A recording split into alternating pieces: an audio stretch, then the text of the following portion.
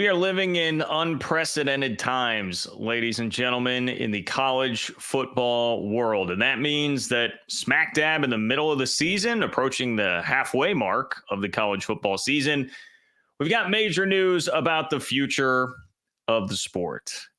Not all really realignment related, but kind of. This is about Project Rudy. Yes, Rudy, not only one of the most overrated sports movies of all time, but now the namesake of a plan that could save college football, could save the Big 12 and the ACC by keeping them at least in the same sphere as the SEC and Big 10 in the next iteration of college football. It is yet another private equity-backed potential solution, but this one has a lot more support and a lot more momentum than the last one that we talked about. So I know there are those of you out there who will just roll your eyes when you hear Super League. Like, okay, great, John. We've heard this Super League thing before, the College Sports Tomorrow group that put together the Super League proposal. What good has that really gotten us? Not very much. Nobody thought that was realistic. This one, according to the story from Ross Dellinger that I'm going to read plenty from today, actually has quite a bit of momentum.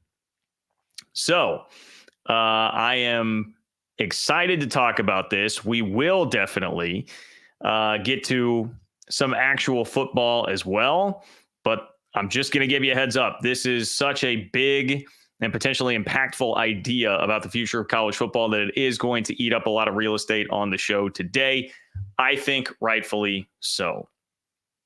And I'm even doing it here for you as my Kansas City Royals are playing against the New York Yankees right now in a playoff game. So I'd imagine, at least from my K-State audience, that is definitely going to greatly affect attendance here on the show. So I appreciate those of you who are here, who are bearing with me through the time change, as I know Ron mentioned there. Yeah, I'm just trying to get it done so I can catch the end of the Royals game. Would have ideally liked to do it earlier today, even than this, but, I've got a day job. So duty called, and I'm figuring it all out. But I am here nonetheless. So how realistic is it? I'll be honest, I was surprised by how realistic it actually seems. Will it in the end go through like this? Probably not exactly, but we may really be inching toward the framework of what the next iteration of college sports and ergo college football is going to look like. We have an update from Brett Yormark. All right, we got a quote from Brett Yormark on everything that is happening this week, which is that the SEC and the Big 10 are going to have their powwow for how to basically just rig the system as much as they possibly can for themselves by playing more games against each other. SEC going to 9-game conference schedule, then playing more games against Big 10 schools to lock everybody else out in a world where strength of schedule will matter very much for the college football playoff. Yeah, the wheels are in motion on that. The wheels are in motion on automatic bids to the college football playoff, and that discussion, that will be happening this week. But Brett Yormark does not seem very phased. Our fearless leader here in Big 12 country does not seem very phased. I would also tell you there's a pretty big bombshell in the ACC. Now, this is definitely realignment related, and it's getting kind of buried right now because we have just so much else going on. But there is an ACC bombshell, and then, hey, huge week of college football. There will be attention paid to a ton of big games. Texas, Oklahoma, our old friends, right, in the SEC. The huge one, obviously, is Ohio State and Oregon. But Colorado K-State gaining a lot of momentum as a huge game, and it's going to be basically standalone big game Saturday late night. So I think there's a real opportunity there, and to me, it is by far the most intriguing game that the Big 12 has this weekend. And of course, there is a Cam Rising update. You knew there was a Cam Rising update, and you knew that Kyle Whittingham was going to continue screwing with everybody on what exactly is going on with one Cam Rising. So that's the table. It's set for you.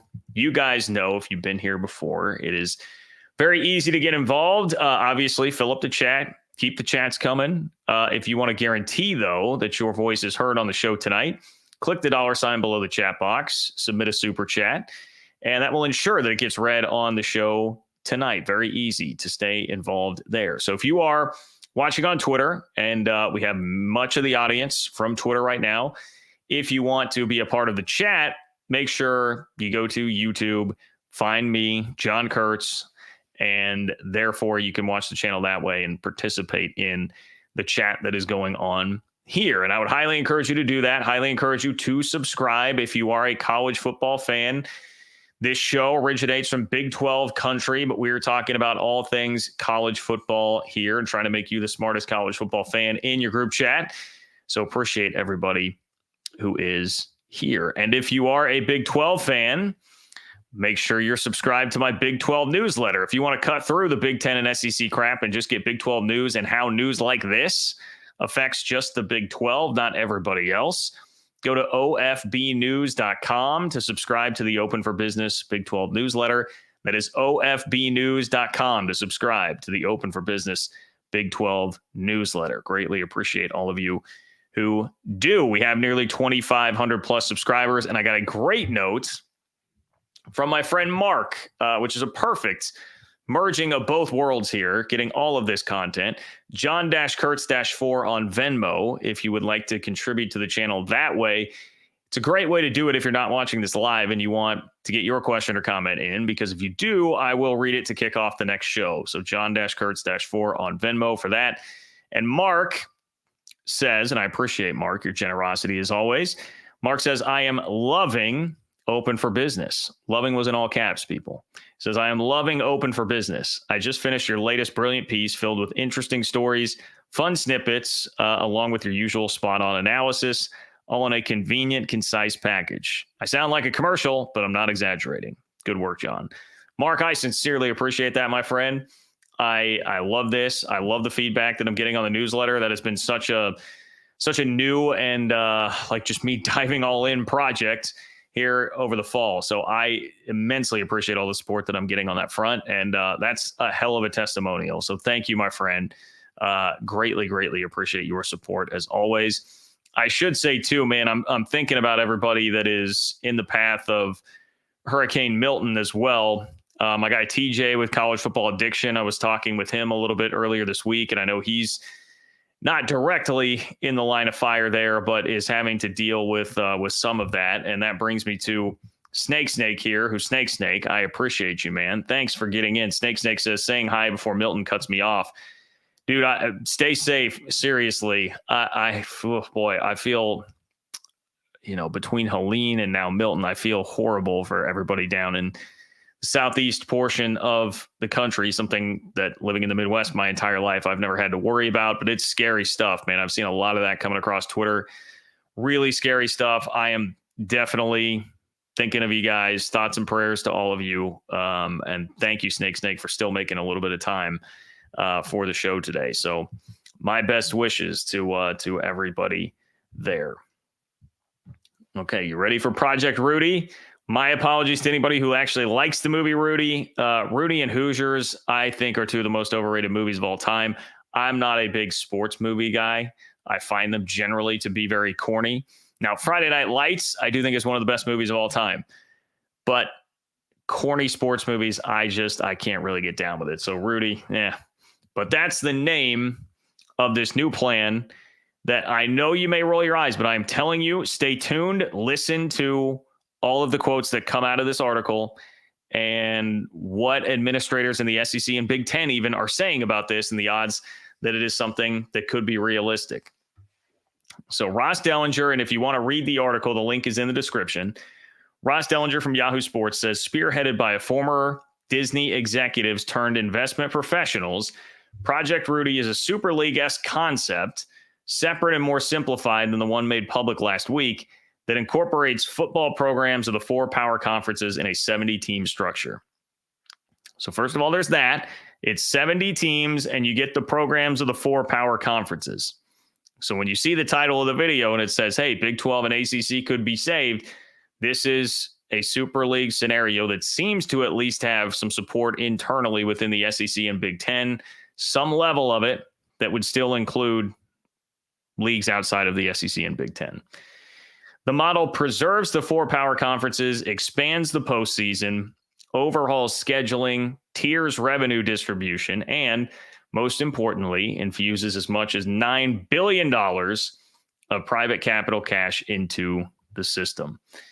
Over the last 4 months, athletic directors at more than 25 power conference programs have seen the presentation, many of them in person, during meetings with Smash Capital representatives. That is the private equity group. And quote here, this is for any of the doubters, says one high-level SEC school administrator, the Smash Capital idea is brilliant. That is an SEC, high-level SEC school administrator. The Smash Capital idea is brilliant. Nobody was saying that out of the SEC or Big Ten about the College Sports Tomorrow group. But the back half of the quote is, but you've got to convince those two guys. And we all know who those two guys are. Self-appointed college football czar Greg Sankey and Big Ten Commissioner Tony Petitti. They will have to get on board, and there is no indication that they're really on board with this. In fact, Sankey just recently went on a podcast and said something to the effect of, look, why would I bring myself down to everybody else? They need to rise up to us, not my problem. It's probably a long shot, but there are legitimate administrators within both the SEC and the Big Ten that are wanting this to be vetted, wanting this to be seriously looked at and considered. And so that means that there's more in it for them. When we talk about revenue distribution, that is something that we'll get to. There is more in it for them than just, hey, everybody is going to be on totally equal terms like it were the NFL or something of that nature. So Project Rudy is built on two somewhat simple concepts to increase revenue from TV networks and corporate sponsors. One, arrange more games between power conference programs by eliminating all games against Group of Five and FCS opponents. Okay, so no games against Group of Five and FCS opponents. I know that is something that's a non-starter for a lot of people. People don't like that. I have to admit, it would be hypocritical of me to be fully in support of this thing and seeing that happen. Like, we're totally cutting FCS and Group of Five out. Why would we be doing that if, John, you have a problem with your league being cut out? Well, some of this is just the circle of life of realignment, as we've seen. Pac-12 left behinds get very upset, and then they turn around and they raid the Mountain West. It's just how it works. It also seems to me like sort of like a triage sort of situation. You need to save who you can and save as many as you can. And having 4 leagues is better than 2. So it is at least better than just a super league forming between the SEC and Big Ten and having them go off and do totally their own thing. That is some of the logic here. Having said that, I don't like this. I don't like that aspect of it, completely cutting them out. I literally last night just watched the end of Liberty FIU. Really fun ending to that game. Kind of sucked that Liberty won. I was pulling for the upset there, but Liberty FIU, fun game. You get it on a random night of the week. We just had this epic weekend of college football where the little guy, David was doing a lot of work against Goliath. So I understand the frustration there. I do. There is a part of this, by the way, that would still give them a playoff spot. They would still have playoff access, but you'd be cutting out games against them in the non-con. That would be kind of a bummer. But the idea behind it is you would get more games between bigger schools. So your non-conference schedule no longer is going to be FCS team, Group of Five team, then maybe you play one Power Five team. You'd be playing 3 P5s, and we would just get a lot of more interesting games that are going to do better TV numbers and make everybody, of course, what's coming next. More money. That's what it's all about. It would also, by the way, expand the playoffs. And as I mentioned, pit blue blood opponents more often against one another. It would consolidate the media rights of the 70 schools under one agreement instead of the current structure of 5 different packages. So that is obviously a huge part of it too. And that is where NFL-esque does come into play here. If you're going to consolidate the media rights of all the schools under one agreement, it's much, much different than what we have going on. It's also something that is, 10 years down the road when all of these contracts come up. Dellinger says the plan's other concepts, tiered distribution with relegation. I like that. I like the relegation concept. Tiered distribution. So there's a tier 1, a tier 2, and a tier 3. You get more money. Obviously, the higher up you go. There is nothing that has been settled on how exactly you would sort out what determines the tiers. but I like having that as a carrot there. You can work your way up and earn more money, or you can fall back down and earn less money. I think that is one thing that European soccer does really well that's very fun, is the idea of promotion and relegation. But that does hinge on the cash boon from those two ideas. According to the slide presentation, so yeah, Ross Dellinger got a hold of the slide presentation of this deal. The proposed changes will result in an increase of media and sponsorship revenue of about $15 billion over a 12-year period. That's billion with a B. $15 billion. The growth is derived from holding 1.5 times more marquee games, playoffs and top bowls, and 3 times more quality games, rivalries, and blue blood matchups. So here is something I didn't specifically see anything about this in there, but this is something I would float out there for those that are bummed and not on board with cutting out G5 and FCS games here. If it does get us more rivalries, if it gets us West Virginia Pitt more often, if it gets us West Virginia Penn State more often, if it gets us Kansas Missouri more often, if it gets us Bedlam back, would that not be a way to actually make up for some of that and make us feel a little bit better about the quality of games that we are going to get? That would definitely help. That would definitely help if it ensures that it would give you more space for some of the regional rivalries that have been upset by the way that we're stupidly doing these conferences now. I think that's a potential that would be out there. It says 18% of FBS scheduling is currently games against non-power opponents. An upfront infusion of $5.3 billion in private capital borrowed from future media revenues would give schools immediate cash during a 3-year transition period. And some of that would be used to buy out the games that they have against non-power opponents and just supplement the TV revenue. The centralized for-profit league, as it is described in the slide deck, keeps 5 to 12.5% of new revenues after distributing guaranteed payments to schools. That's the cut for the private equity folks here. And here is how the money would be distributed. So I'm going to respond here to something that I see in the chat, because Thomas says, no way the Big Ten and the SEC give up their power. In some ways, maybe this is not giving up all their power, because most of the schools would still be ahead of everybody in a pretty similar pay structure. So tier 1, the top 16 schools earn per school revenue projections from $130 million in year 4 all the way up to $250 million in year 12, which would be double what the SEC and the Big Ten are currently making. It's a lot of money. That's tier 1. Tier 2, next 22 schools earn revenue of $60 to $110 million, which is similar to what the SEC and Big Ten are currently getting. You can do the math there. I mean, by the end of it, you could be looking at Ohio State getting $250 million and Washington getting $110 million if they are in tier 2. So that's still quite a bit of money difference. So that's why I bring up Thomas's comment there. You may not really be relinquishing that much power if a lot of your schools are still going to have that much more money. And as this article will prove later on, they are still looking at a way to go to unequal revenue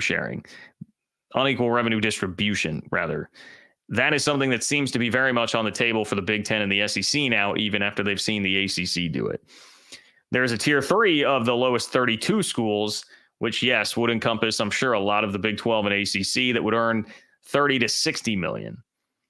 So by the end of this, you could have the gap being as wide as, if you are one of the very bottom schools here, $30 million, and Ohio State is making $250 million. Yeah, I guess, to single somebody like Wake Forest. If you're like Wake Forest, I know they've had some level of football success. Maybe that's not totally fair. Boston College, I know they're having a better year this year. Maybe that's not totally fair.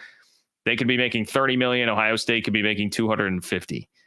That's still a hell of a gap in terms of the money there. That's still a pretty big power gap because of how much variance there is in the money.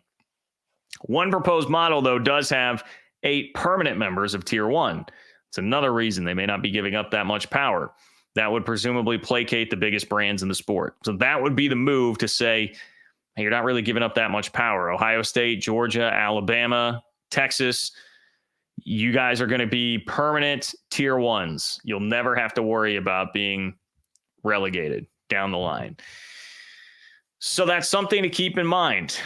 I mean, that is something to keep in mind when we're talking about the power structure of this. I will say it again. Thomas, no way the Big Ten and the SEC give up their power in this Project Rudy projection that is out there. The Project Rudy private capital idea to potentially, quote unquote, save college football here and create a super league. Tier 1, you'd have schools earning as much as $250 million. Tier 2, schools earning as much as $110 million. Tier 3, schools earning as much as $60 million. Huge variance. And one of the proposed models, which I would imagine you'd have to do this to make it actually work, one of the proposed models would give the biggest 8 brands in the sport permanent status in Tier 1.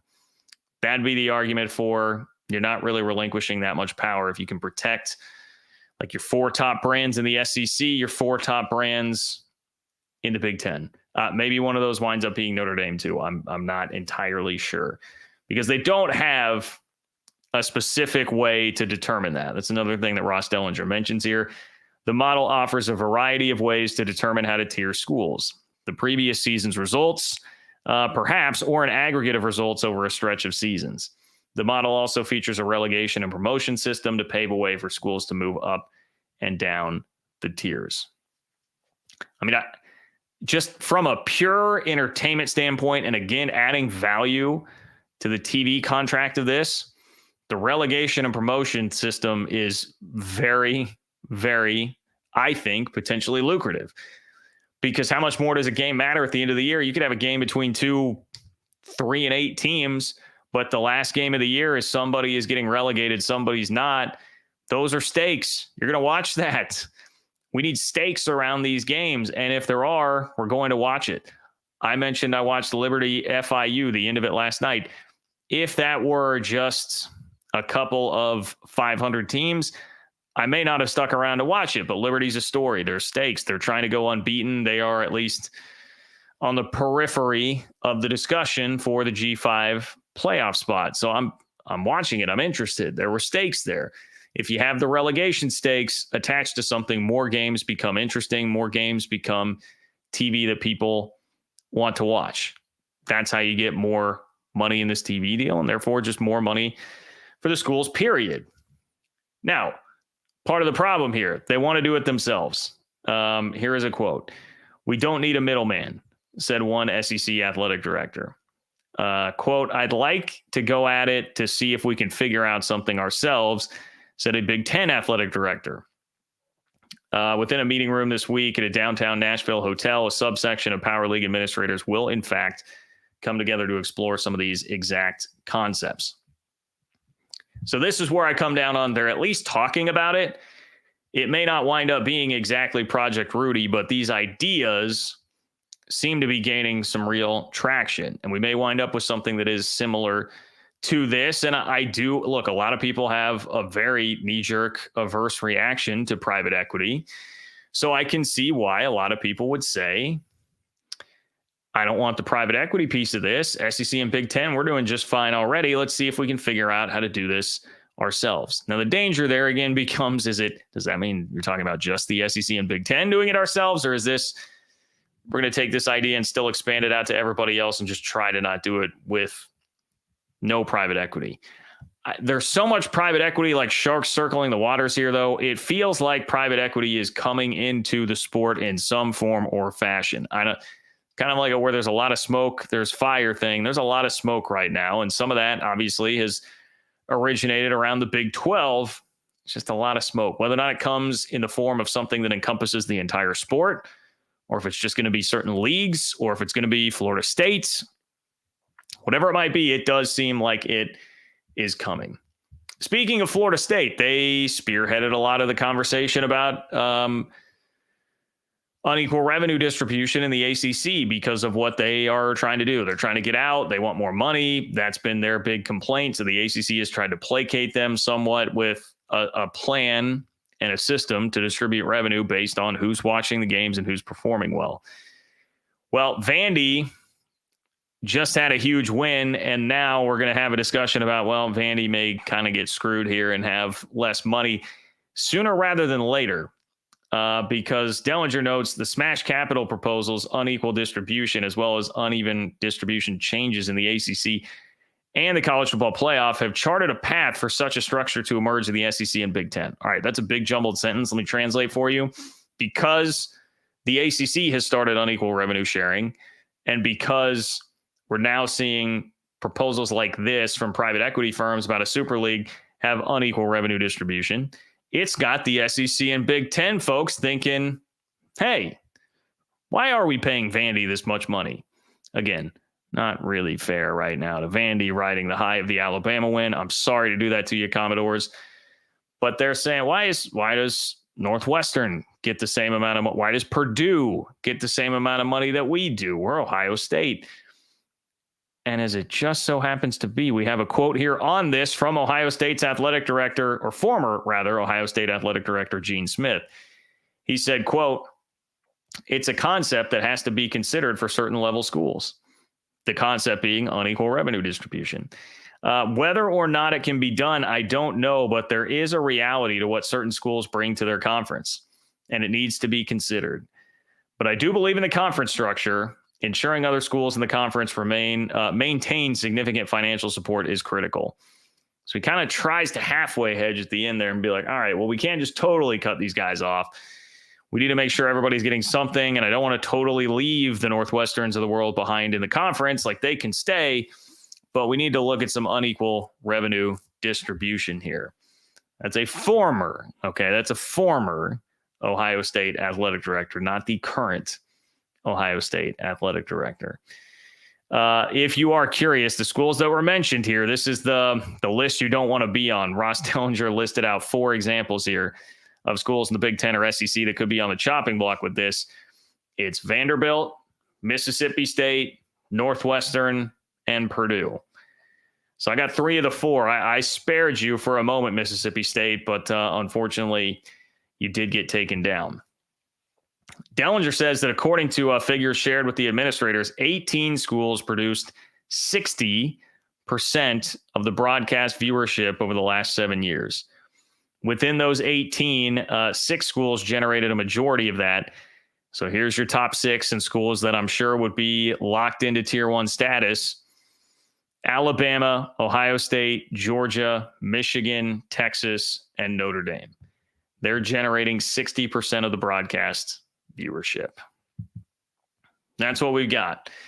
Very interesting proposal. That's kind of the basics of what you have.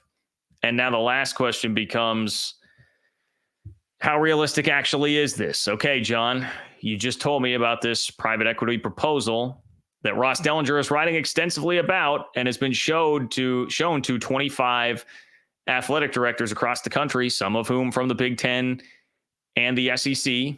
Okay, that's great. It would have unequal revenue distribution. It would cut out games against the G5 and FCS to produce more games between all the Power 4 conference schools. And there would be relegation and promotion and an expanded playoff. That's all great. How realistic is this actually? Because we heard about this with College Sports Tomorrow, the other Super League proposal recently, and it kind of got shut down. I again will tell you, I think it is more realistic than you are probably thinking, and the way that people would initially react to this. And we're just conditioned to some of this because the SEC and the Big Ten are dominant forces right now, the way the system is. Why would anything ever change? But there are some that seem to think this is worth exploring. Here is what Brett Yormark said. We'll start with that. Big 12 Commissioner Brett Yormark says, in a world of uncertainty, you've got to kick the tires. Okay, so Brett Yormark is at least on board with exploring this. ACC Commissioner Jim Phillips expressed to some privately a willingness to discuss the SMASH model during a summit of his athletic directors next Monday in Charlotte. Even NCAA President Charlie Baker has been made aware of the proposal and its concepts, which, like, okay, cool. Glad somebody CC'd Charlie on the email. I don't know what the NCAA really cares anymore. Like, whatever, they're going to do their thing. NCAA, you're just going to have to deal with it. If the SMASH model represents the, quote, right path, one conference executive told Yahoo Sports, then why wouldn't the conferences with the most influence figure it out, put out to bid the new entity to media companies, and get free media money? That goes back to the discussion from earlier where some admins were saying, why wouldn't we just do this ourselves? But contended one ACC administrator, you're going to have to involve a private equity firm to get the numbers you want. And I would contend that is probably true. So I guess if there is a pushback to this and saying, hey, I really don't think you can tell me, John, that athletic directors in the Big Ten and SEC are at least wanting this to be explored. I have my doubts. I have my real doubts that it happens because you'd have to get private equity involved. And right now, the Big Ten and SEC have huge financial advantages without getting private equity involved. Why would they go do it if you're going to have to do that to get the numbers that you need? I would say maybe because the Big 12 then starts to use private equity and closes the gap, and, you might be forced to in some capacity. Still a lot to play out here. And as one power conference athletic director told Dellinger, Sankey and Petiti have to look at this and give it a sign to take it further. If those two don't want to do it, then it's not going to work. I think there are a lot of ADs in their leagues, though, who want to see it have a good vetting. Okay. I mentioned this earlier, but Sankey has certainly not made it seem like he's very interested in doing much of this. He went on Urban Meyer's podcast recently and said, quote, I don't want to dumb down the Southeastern Conference to be a part of some Super League notion with 70 teams that some people speculate would happen. They want to be us, and that's on them to figure it out, not on me to bring myself back down to earth. Look, as much as I hate Sankey, I understand where he's coming from on that. I would just counter with, be careful what you wish for. A lot of this is about making a product that's going to be viable for the long term, not eventually have diminishing returns for you in value. If you cut out too much of the country, you disenfranchise enough people, viewership goes down, interest goes down over time. We're talking over a long period of time. And then at some point, all of a sudden the money spigot shuts off. You don't have more money to gain by upping TV dollars and such. So that is something that they should be cognizant of, I would say, at least with all of this. And that would be my response to him right there. But to close here are some other quotes from Ross Dellinger. Quote, too many schools are saying this makes a lot of sense, says one supporter of the model who presides over a power conference athletic department. Quote, we're not ready for it, rebutted a high-ranking Big Ten school official. There has not been a tipping point yet, but at least he is saying there's not been a tipping point yet. Will it happen eventually? Yes, said an SEC school executive. It's all inevitable. Will it happen eventually? Yes, said an SEC school executive. It's all inevitable. Will it happen in the next 15 to 20 years? A chortle emanates from the other side of the line. Oh, no, much sooner than that. So much sooner than 15 to 20 years. Look, that's honestly, I would just say as a Big 12 fan, giving you my perspective, reading that seems relatively encouraging. I don't, again, like the idea that Group of Five and FCS would get cut out. I would prefer that, we could just go back to the way college football was in the early 90s and take off from there. Doesn't seem realistic. You do have kind of a triage situation, and you need to save as many lives as you possibly can. And this is more than what I figured would ever be possible. And now SEC and Big Ten folks seem to at least be somewhat on board here. And I would say that those are people that are thinking more about the long term, doing a better job of thinking of the bigger picture, because you have to think about the long-term viability of the sport if you are those folks. It's great that they have the advantages right now, but you want there still to be a popular sport eventually where you can even have all the advantages there and have it continue to produce the way that you want it to. Is Brett Yormark concerned about the little powwow this week between the SEC and the Big Ten that's going on to discuss trying to lock everybody else out of their non-conference schedule and basically hijack strength of schedule advantages and then create 4 automatic bids to the college football playoff for each league? He does not seem to be very concerned with that. Quote, I don't wake up thinking about the Big Ten and the SEC. That's a quote from Brett Yormark. Said this week in New York City. I really focus on how does the Big 12 become the best version of itself? If we do that, we'll take care of business in the right way. Obviously, it's received a bit of press, but not focused on it really. Okay, that's cool. I mean, that's always been Brett Yormark's attitude. He has never been one to really engage a whole heck of a lot with talk of,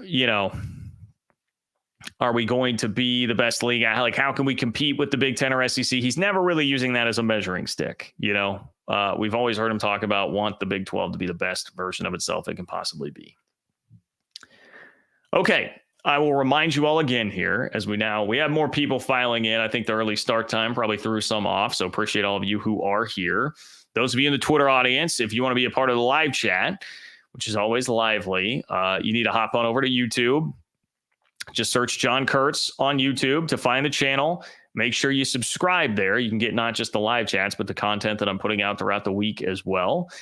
And if you do that, you can be a part of the chat. If you want to make sure that your question or comment gets read on the show tonight, click the $ below the chat box to do that. It will create a super chat and puts it in a separate column for me. I will see it. I will read it. You can also do that if you're not watching this live on Venmo at John-Kurtz-4, and I will kick off the next show with your question or comment that you leave there. So lots of ways to do that. And I would highly encourage all of you, Twitter or YouTube, if you're a Big 12 fan, if you're a college football fan, you want to know what the Big 12 is thinking, subscribe to my Big 12 newsletter, Open for Business, ofbnews.com to do that. 2,500 Big 12 fans reading it right now. I read the rave review from Mark earlier in the show, but what I'm doing is I'm filtering through all the Big 10 and SEC BS. You're getting Big 12 news, what matters to the Big 12, how it affects the Big 12, even if it is a national story like this. If you try to go to The Athletic, you try to go to Yahoo, you're going to read it through a Big 10 and SEC lens predominantly. I'll give it to you through a Big 12 lens, filtering all of that for you on a weekly basis, multiple times a week, straight to your inbox for free. ofbnews.com. That's ofbnews.com to get the Open for Business Big 12 newsletter. What I am going to do, because I saw somebody comment about this earlier, I'm going to hop into some actual game analysis here, talk about week 7 that is coming up, and then I will hop back into, we'll finish the show with the ACC realignment related bombshell that we have. That sound good to everybody? We'll break it up for those of you that are tuned in for more of the football analysis, because I totally understand that. So, week 7 of college football, October 12th, that was circled on the calendar at the beginning of the year. Everybody was pointing out all the different matchups that they wanted to watch. The huge headliner has held up, and that is Oregon State and Ohio. Oregon State and Ohio. You guys fired up for Oregon State, Ohio? Ohio State and Oregon, both teams entering the matchup unbeaten. They got there. It figures to be a real banger headlining things. Texas and Oklahoma still pretty good, though. Boy, I don't know. Oklahoma, man. They always seem to be up for that game when you count them out. When it feels like one team is going to be a huge favorite, you get a great game. But the Sooners leave a lot to be desired this year, and it's frankly insulting that they are ranked as highly as they are in the polls right now, but I digress. So you have that game. There's LSU Ole Miss.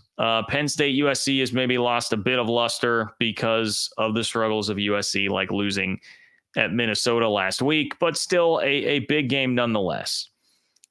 I do think in this week, where it's kind of a light just in terms of sheer number of games schedule in the Big 12, where there's only 10 teams playing, the Big 12 does have a chance to steal a bit of spotlight, and it's in the Big 12 after dark slot. Like, I think the most intriguing game of the weekend in the Big 12 is K-State, Colorado. I suppose you can call me a homer here, but I think you guys that have watched the show long enough know, like, I don't go out of my way to say, hey, K-State is the real story of the league for that week. And I really haven't at all this year. And this is more so about Colorado. K-State is kind of like, for the most part, held up its end of the bargain, held steady, got blasted at BYU, but it's somewhat offset by the fact that they really took Arizona and Oklahoma State behind the woodshed as well. So they've kind of played to expectations-ish. Definitely still a Big 12 contender, it would appear right now. But Colorado has become a major story, and I mean that in every sense of the word. Colorado has always been a story in college football because of Coach Prime, because they draw in a lot of casual viewers, because of who he is and how they run their program, and they've got really high-level fun players. But now Colorado's like an actual legitimate college football story. because the casuals look at Colorado, and this is what was so frustrating. Like, you could never have just a legitimate conversation about Colorado as a team because the Colorado fanboys want you to say that Colorado is a national championship contender. And the Colorado haters want you to say, well, Colorado's winning 3 games this year. And the reality is, if we're talking about it in terms of them being an actual college football team, an actual program, it was somewhere in between, and it always was. But now they are proving that they're growing and developing like a real college football program. They're growing and developing like a real college football team would. We are seeing improvement from their defense, big time. We're seeing a bit of improvement from the offensive line and the running game. Their perceived areas of weakness, they seem to clearly be getting better and stronger throughout the season. With the UCF game, say what you will about strength of schedule there. I'm not sure that UCF is much more than about a 6-win team like they were last year, but they went and waxed them on the road with Big Noon Saturday there, with UCF coming off of a bye. Every reason for UCF to be fired up, locked in, ready for that game, and Colorado thumped them from the word go. So now, instead of just these fake conversations about Colorado, we can get down into the nuts and bolts and into the dirt of, hey, this is a real college football story and a real college football program to talk about. Because if you are somebody that just loves college football and how teams and programs grow and develop, this program has gone from worst in Power 5 to last year winning 4 games to this year a 4-1 start where they are shoring up some of the things that appear to be huge weaknesses that they had. And of course, their stars continue to perform, which is never really in doubt. That's one thing that you never really have to doubt about Colorado. Shedeur is going to be great. Travis Hunter is going to be great.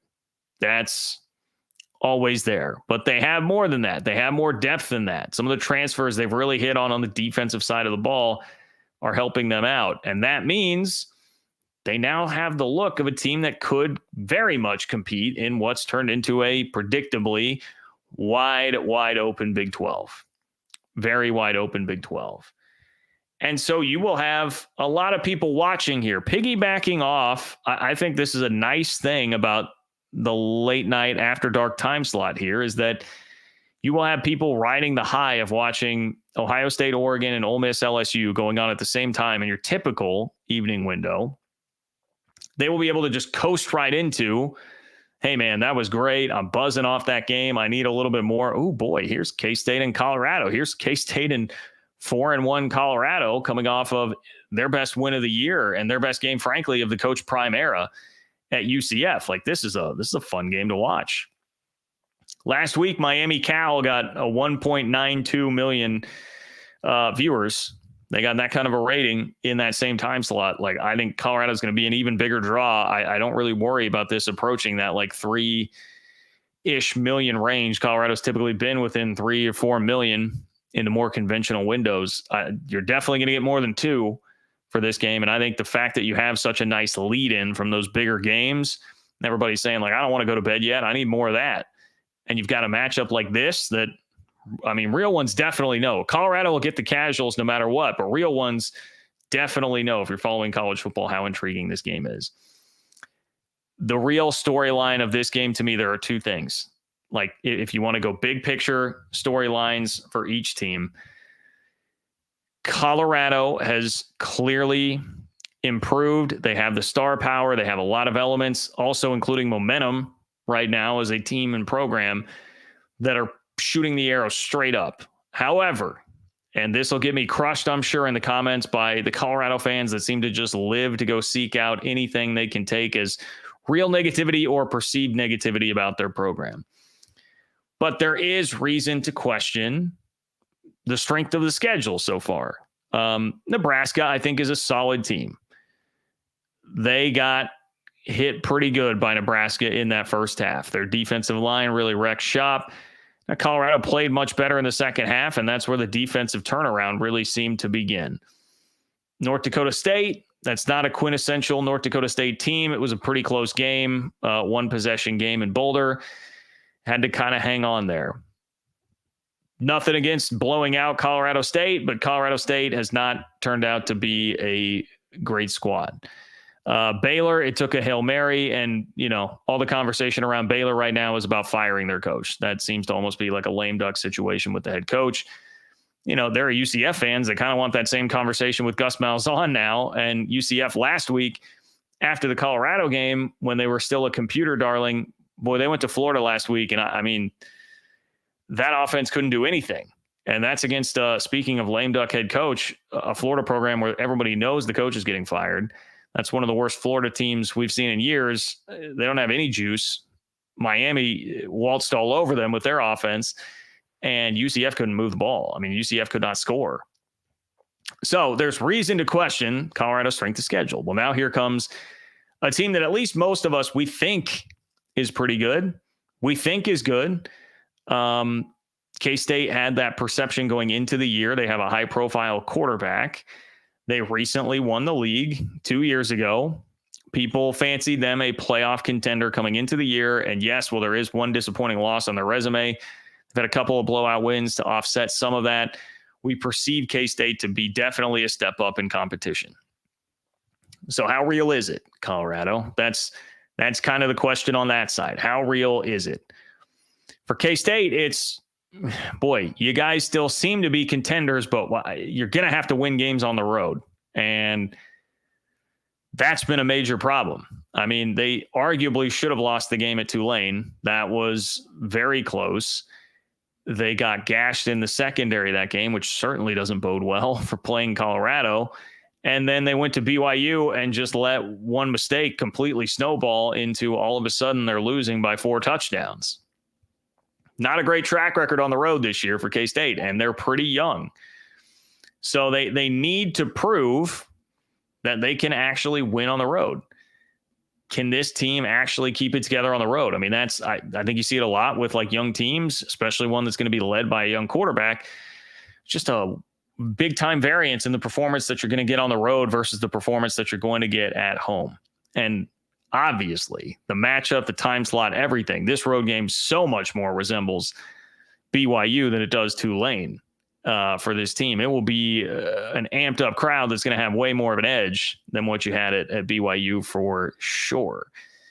Doesn't necessarily mean it will be a better atmosphere or environment. Don't take that the wrong way, BYU fans. But I just mean, they may be getting batteries thrown at the sideline as opposed to people encouraging them, as Avery Johnson said after the game. And the other problem for K-State is that I think they're a big game control sort of team. Colorado's got more ways to beat you. I mean, Baylor had them beat, and they came back because they have playmakers in the passing game, and they can make up for that. Meanwhile, K-State really, it's a fabulous rushing attack, tremendous rushing attack. It's better than UCF's, and it's one that Colorado has not seen yet this year. But K-State ran the ball on BYU just fine, but it didn't matter when you start falling behind by 2-3 scores. Then you got to throw the ball. So if K-State does have a slow start, which they've done a lot over the last 2 years on the road, you're going to be in trouble. You won't be able to use your best asset as much, which is the running game. So look, I don't know if the way that I've described it will tell you the way that I'm leaning. I went on our podcast today. It's going to be released tomorrow. So 3 Mile listeners, you'll get it tomorrow. But I went on our podcast today. I picked Colorado to win. I don't feel great about it. I need K-State to prove to me that they can do this thing on the road in a really tough environment. I just haven't seen it yet from this team. I haven't seen it. I would love to be proven wrong on that. But I'm going to take Colorado in a close game because I think K-State still has to grow into having the ability to do that. Colorado has so many ways that they can beat you even if they fall behind. And I mean, one of K-State's biggest weaknesses this year, if not the biggest weakness, has just been the secondary. It's not been great. Jacob Parrish is good. One corner, everybody else has left something to be desired in that secondary. And so I've got nightmares of not just Travis Hunter. I mean, Jimmy Horn, Will Shepard, like they've got some real dudes beyond just Travis Hunter in that receiving core. And I don't know that K-State's front four is good enough to just totally wreck the game like Nebraska's was. Colorado's offensive line may not be the best in the world, but I don't know that K-State's defensive line is dominant enough like Nebraska's to totally shut it down. So I got to give Colorado the edge. Let's see. Alan, what's up, Alan? Alan says, John, great show. Thank you, Alan. And thank you for your support and for being here. Jayhawks guaranteed not to lose another game in the fourth quarter this coming weekend. Bye week. Oh, yeah. I was thinking for a second, I was like, well, wait, so they're playing Houston? No, Houston is next week. You're right. It is a bye. I feel for you, Alan. I feel for you, man. A fifth straight week of that. It's rough. That's got to be getting very old if you are a Kansas fan. I was at my sister's wedding when that game was happening, and I got up to go take some pictures, like one of those like photo booth things after I saw Jalen Daniels' touchdown pass to put them in front. And I thought, okay, you'll probably actually win this game. And I got up to go take some pictures with my girlfriend at the little photo booth thing. By the time I came back, it didn't feel like it felt like no time at all. By the time I came back, it was already like Arizona State had gone ahead. I thought like this, it's literally the same movie every single week. So yeah, there are definitely some problems there. Hope KSU beats Colorado. Well, thank you, Alan. And winning the Sunflower Showdown is now our whole season. Rock Chalk Jayhawk Allen. Yeah, it's probably like, if you can rally the troops enough to make a bowl game, still some value in that. But yeah, I can understand how playing the spoiler in Manhattan is definitely going to be what Kansas fans will try and salvage out of this one. And I mean, as a K-State fan, again, I've got to look and say, Kansas has played virtually every game close. It's not like they've all been bad teams. I mean, like Illinois, I think looks pretty good. UNLV's been a good G5 team. These have not been all bad teams Kansas is losing to, and they're keeping the games close. So I have to respect KU's ability to do that. I mean, I certainly don't think it's a foregone conclusion that K-State is winning that game, but it would definitely behoove the Hawks to beat Houston next week and at least get some momentum back before that game happens. So, Alan, I appreciate it. Thank you for being here as always, my friend. And thank you for sharing your thoughts there. As far as the rest of the week in the Big 12, so Big 12 week 7, one point that I would want to make on that, every line is between 3 and 4.5 points right now. We've got 5 games in the Big 12, and the widest spread on a game right now is 4.5. So welcome to life in the Big 12. That game, by the way, is K-State, Colorado, interestingly enough, though that's come down and it is coming down in a lot of places. But Utah at Arizona State, it's Utah -4. UCF -3 over Cincinnati at home. BYU's a 4-point home favorite over Arizona. Iowa State 3-point road favorite. West Virginia, your home dog of the week, perhaps in the Big 12. We'll see. You could also very easily, I think, make that Arizona State if you wanted to. But I mean, lots of very intriguing matchups, particularly like outside of K-State, Colorado that I've talked about. Utah, Arizona State, and then Iowa State, West Virginia are really interesting games. Really, really interesting games. A lot of this, I think, is about who's announcing themselves, kind of the conversation week to week, like who's keeping themselves firmly in the contender race. For West Virginia, they can very much announce themselves as a contender with a win here. West Virginia is another one of those we're kind of like cautiously back in on. Like, hey, wow, that was quite impressive last week in Stillwater. Like, now you're definitely on the radar.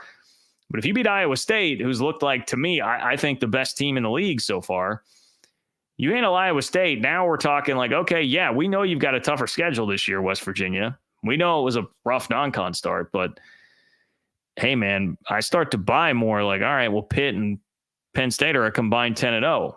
Like that may really just have been bad luck running into a non-con buzzsaw with the way the schedule set up this year. You guys really can do this. Garrett Green's got his mojo back and things are rolling. Or if you're Iowa State and you go win that game, which now suddenly looks pretty tough and people keep talking about how soft your schedule is. Well, if you do win that, I mean, home games against UCF and Texas Tech, you're going to then play Kansas at Arrowhead, which I'm sure is going to wind up feeling somewhat close to an Iowa State home game with as many fans as they'll find a way to bring. You got Cincinnati at home, which Brendan Sorsby makes them a much tougher out, but anything at Jack Trice, it's hard for me to see them losing. And then you've got Utah, K-State, but basically you win this game, things really set up for them to be 10-0 going into Utah and K-State at the end of the year. If I were a betting man, I would bet. Cyclone fans, listen to me and listen to me closely. If I were a betting man, I would bet that this is the year right now that Iowa State breaks through and gets a 10-2 regular season to get the first 10-win season in school history. It does feel like that could be coming for them. We already talked about Colorado, but that's another team that could really announce its presence in the race. BYU just kind of needs to hold steady, maintain. I mean, I think they're certainly a more consistent team than Arizona right now. Arizona, because of the high-end talent, may have a higher ceiling in some ways, but I just trust BYU's consistency so much more than I do Arizona right now. And that was a really disappointing effort last week against Texas Tech, I thought, out of them. Just too little too late at the end of that game. And then you guys know what the story is with Utah, Arizona State, man. You guys know what the story is. Like, is Cam Rising going to play? And Kyle Whittingham seems to be pulling out a lot of the same old tricks. Kyle Whittingham on his coach's show, I'm reading from Josh Furlong, by the way, who does a great job for KSL. Kyle Whittingham on his coach's show on ESPN 700 about Cam Rising. We will see what happens this week with Cam, and we're hoping.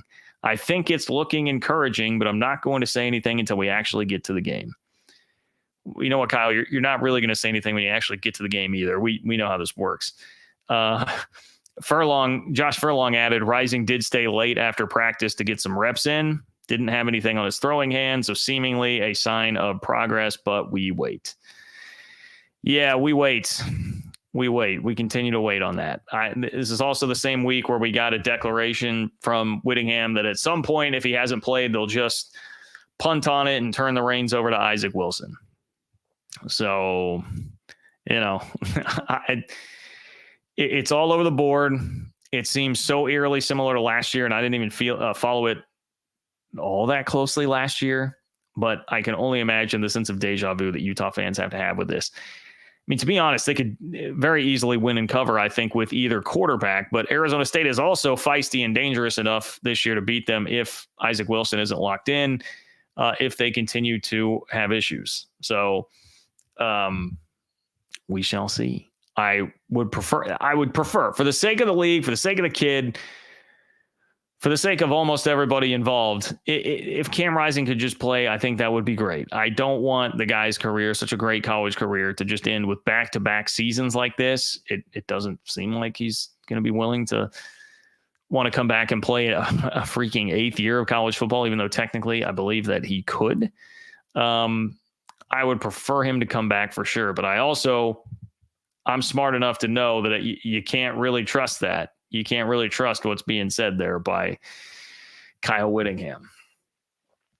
All right, one final story here on the show, and that is the ACC bombshell. The ACC bombshell that we have realignment related. It is not, hey, Team A is leaving or Team B is leaving or whatever it might be, but I would say one of the most commonly held beliefs and something that's been talked about a lot throughout this whole process of the ACC suing Florida State and Clemson and vice versa, that the whole mess of lawsuits that they have, the worry about North Carolina leaving, the worry about anybody else, Miami, whoever, the worry about ACC implosion. A ton of the conversation has surrounded one piece that we now have new reporting on that actually doesn't seem to be anything at all. We've been a bit duped, and I don't think anybody directly duped anyone here, but it's just merely didn't have the full picture of this until we got the reporting now from The Athletic.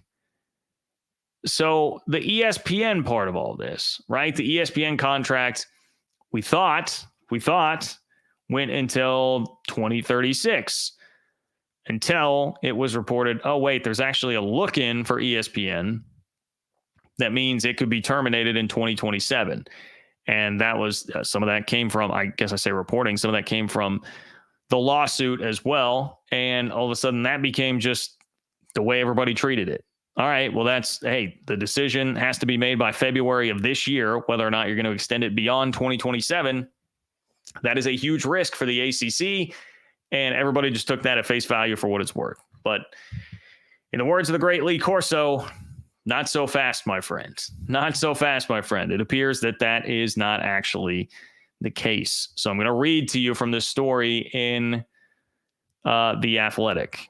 And we've also got some more details from Jim Phillips later on as well, and his thoughts on, what's going on with the current state of college athletics. But to date, the look-in period has been viewed nationally as something of an inflection point for the ACC. Were ESPN to not pick up the option on its deal with the ACC, in theory, the league would be back on the media rights market in 2027, or much more likely susceptible to a new wave of conference realignment, especially with Clemson and Florida State already suing the league. But here's the key. Here's the big sentence for you. That's the setup. Let's put it on the tee. Let's swing the bat. But that entire notion appears to be based on a misconception, or at least a misunderstanding of what February's look-in period actually entails. Okay. So it doesn't actually mean that ESPN could terminate the entire deal here, which in effect could just drop the grant of rights, all of those things that would allow some of these schools to go running away. The article says that's because the ACC actually has 2 media rights deals with ESPN. 2 media rights deals. One, its base deal, which was originally signed before the ACC network was announced in 2016, and which focuses on ACC programming on Disney's main networks. So that'd be ABC, ESPN, ESPN2, etc. That's the base deal, not the ACC network part. That's the base deal. What's on the main networks? The other deal was signed in 2016, and it deals specifically with the ACC network. Why does that discrepancy matter? Because only the base deal is a part of February's look-in period.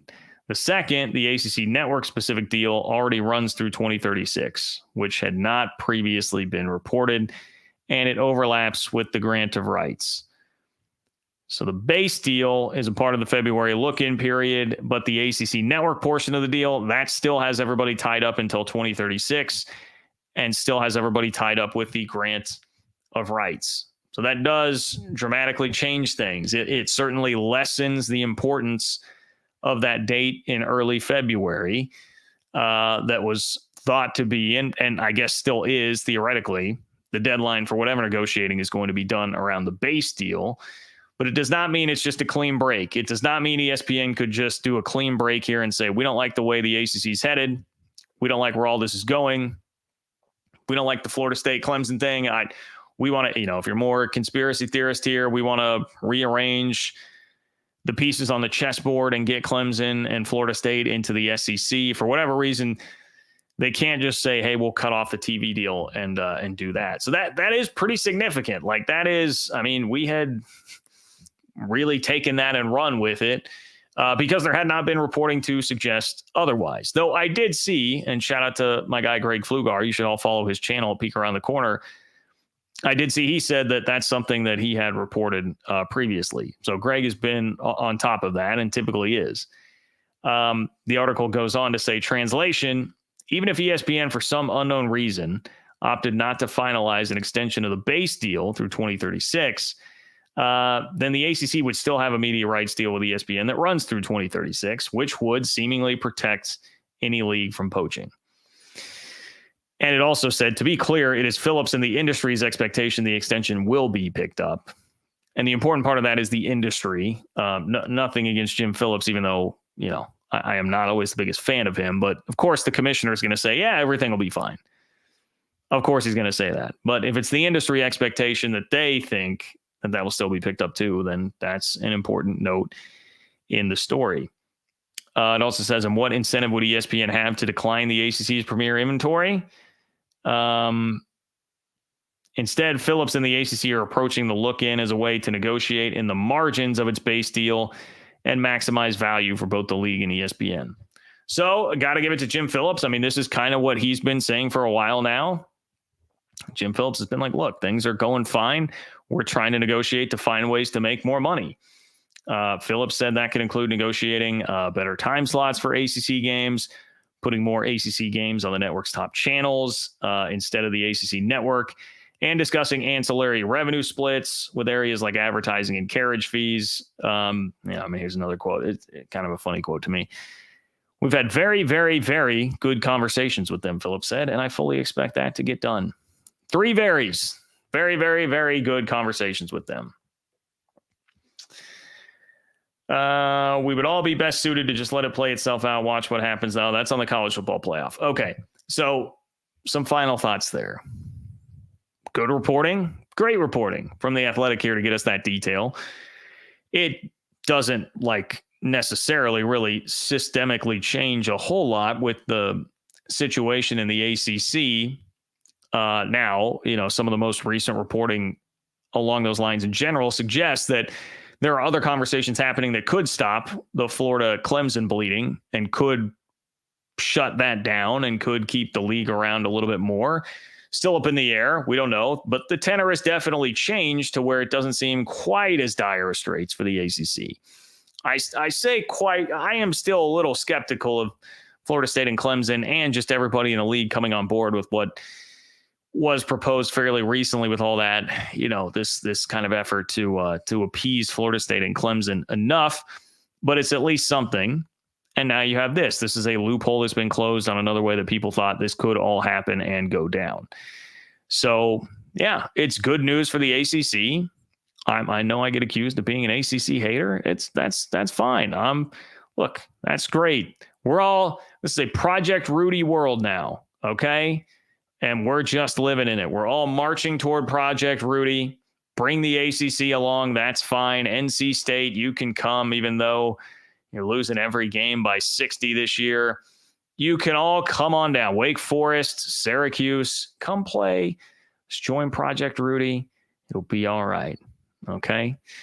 Fun show tonight. I appreciate all of you for joining me. I am going to get on out of here and watch the rest of the Royals game. Couple reminders, couple quick notes. Please like the video on the way out. That would be great. If you are not subscribed, please double check that you are. That helps the channel, gets it in more people's feeds. The more that you comment, the more that you like, the more that you share, and the more that you subscribe, that all does help me. So I appreciate everybody who does that. If you're one of our Twitter viewers, make sure that you hop on over to YouTube and subscribe. I give more content other than just the live streams that pop out there on Twitter. So make sure you get to the channel. Just John Kurtz, JOHNKURTZ on YouTube. And for everybody on Twitter and the YouTube audience, make sure you subscribe to my Big 12 newsletter, Open for Business. If you want the college football news filtered out of the Big 10 and SEC and just get the Big 12 content that you care about and how everything affects the Big 12, that's what I'm doing with the Open for Business Big 12 newsletter. You can go to ofbnews.com. That's ofbnews.com to sign up. There's also a link in the description of the video, I should mention. So you can also just click the link in the description of the video to get signed up. Spread the word about that. Genuinely appreciate it. And if you didn't catch this live and you want to contribute, John-Kurtz-4 on Venmo is how you can do that. Leave a question or comment there, and I will read it to kick off the next show. So thank you so much. Thank you all for being here. Enjoy the rest of your Wednesday nights. And enjoy the weekend of college football. I will talk to you soon. Take care.